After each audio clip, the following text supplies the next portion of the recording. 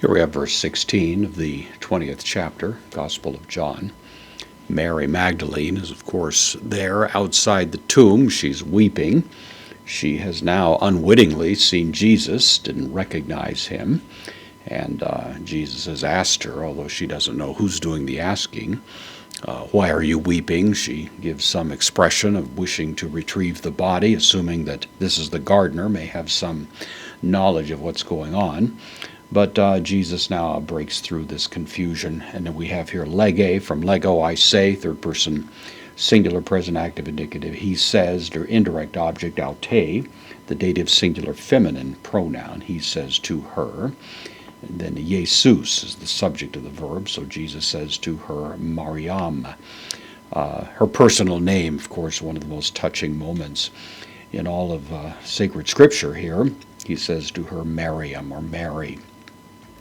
Strephasa is the word strepho. It means to turn. It was used in a previous verse. This is the aorist passive participle, as if to say turning herself once again.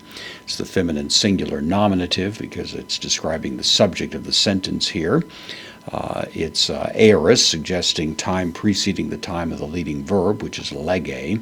So having turned would be, or having turned herself would be the idea. The subject is akene. It's in the feminine, demonstrative pronoun here. So that one, having turned herself, lege, says, same as we had here, auto. This is the indirect object, is the dative singular masculine. She says to him. This is hebrasti. It's actually an indeclinable adverb. We might say in English something like Hebrewly. That idea, she says, in the Hebrew tongue is certainly the idea of it. And then Rabboni, borrowed from Hebrew. It's a certain form of the word rabbi, teacher. It actually is the idea of my teacher. A little bit more personal here. So she says to him, my teacher. In response to him addressing her, of course, she recognizes immediately who he is, taking a more clear look at him and hearing his voice.